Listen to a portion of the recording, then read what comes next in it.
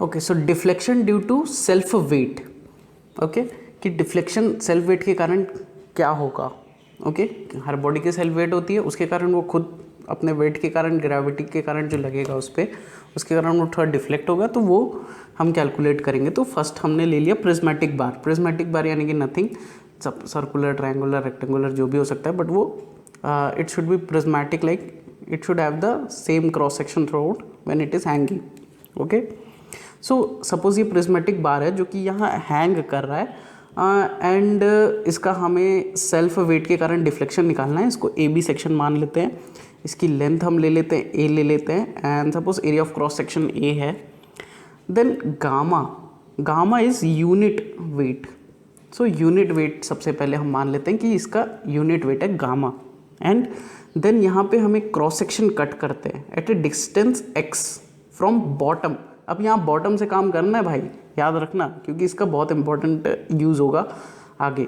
Okay, मतलब clearly आपका answer निकल जाएगा, यहाँ से करोगे तो पागल हो जाओगे, नीचे से याद रखना, बॉटम से। ओके, सो ये जो सेक्शन है, ओके, यहाँ पे जो एरिया दिख रहा है, ये जो डेल्टा x ले लो इसको, dx, छोटी सी dx लेंथ, यहाँ पे ये जो सरफेस पे जो लोड लग रहा है वो किसकी वजह से लग रहा है? इसकी वजह से लग रहा है, ये सेक्शन की वजह से।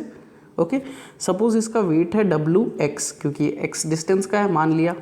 ओके, सो इस Wx को पहले कैलकुलेट करते हैं। Okay, so what will be Wx? This is nothing but, अगर ये स्ट्रेस W सिग्मा x माने तो this is Wx by a। Okay, और हम Wx निकालते हैं सबसे पहले।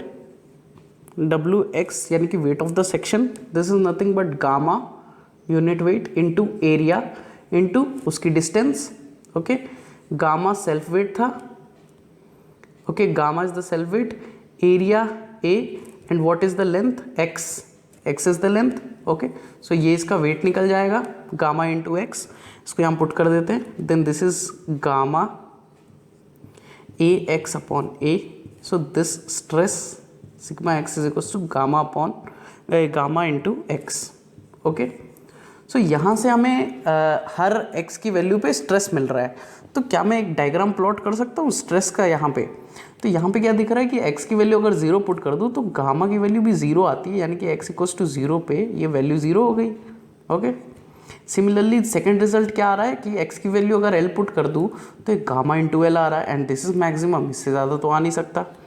तो यहाँ पे अगर मैं डायग्राम प्लॉट करूँ तो ये कुछ स्ट्रेस का डायग्राम ऐसा बनेगा, और इस सेक्शन पे जो स्ट्रेस आएगा वो है sigma x and this is 0, this is gamma into L we can say. Okay, and this is a positive. Okay, this whole section is a positive, अगर मैं इसको ये प्रॉपरली ड्रॉ करूँ। Okay, so this is the stress distribution throughout. Okay, so अब deflection की बात करते हैं। तो डिफ्लेक्शन जो हमारा मुद्दा है, पर्टिकुलर एलिमेंट्री लेंथ dx की निकालते हैं। ये जो dx प्लेट है ये भाई साहब कितनी एक्सपैंड हो रही है ये निकाल लेते हैं और उसको इंटीग्रेट कर देंगे। ओके, अब इंटीग्रेशन का आज ही के दिन तो काम आएगा। ओके, सो डी ए जो डेल्टा डी एल निकालूंगा मैं इस प्लेट dx के लिए, this will be nothing but जो हमारा patent formula P L upon A.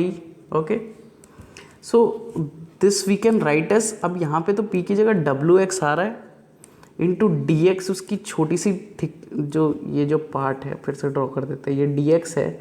Okay, इसका एरिया a इंटू इसकी e। Okay, then this is this, इस पे Wx लग रहा है, ये उसकी लेंथ हो गई। Okay, this is total deflection निकालने के लिए हमें इंटीग्रेट करना पड़ेगा। This will B delta, this will be equals to integration of d delta, so this will be from 0 to l length, and what will be Wx? Nothing but gamma a into x into dx upon ae, तो a भाई साहब तो फना हो गए, and delta will be gamma into upon E बाहर निकाल लेते हैं, integration of x dx into 0 l। Okay, अब ये तो बचपन में पढ़ा था, delta is equals to gamma E x square by 2, और ये वेरिएशन हो रहा है 0 से l तक, तो this will be nothing but delta will be equals to gamma L square by 2E। अच्छा, यहाँ रिजल्ट में एक चीज़ दिख रही है कि ए नहीं है एरिया ऑफ द सेक्शन। सो यहाँ पे हमें क्या पता चल रहा है कि जो डिफ्लेक्शन होता है सेल्फ वेट की वजह से, this is independent of area. Okay, so यहाँ पे एक बहुत फेमस क्वेश्चन ऐसे पूछा जाता है कि अगर डायमेंशन को, if dimension is double, if dimension is doubled तो क्या हो जाएगा डिफ्लेक्शन पे। ओके, सो कुछ नहीं, 4 टाइम्स हो जाएगा डिफ्लेक्शन, एल स्क्वायर पे डिपेंड कर रहा है ना, इसलिए deflection will be nothing but 4 times. Okay, because this does not depend on area.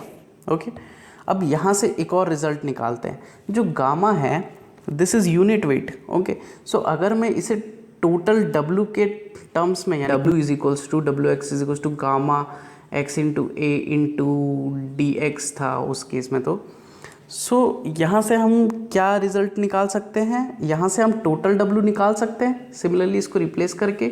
So total weight, यानी कि टोटल वेट, क्योंकि हमको इंटीग्रेट करना है भाई साहब, यहाँ से भी गामा यहाँ से भी डिफ्लेक्शन निकल चुका है, बट यूनिट वेट पता होना चाहिए। अब अगर इसमें वेट सिर्फ दिया हुआ है कि इस पूरे सेक्शन का वेट इतना है, तो W is equals to gamma into A into L।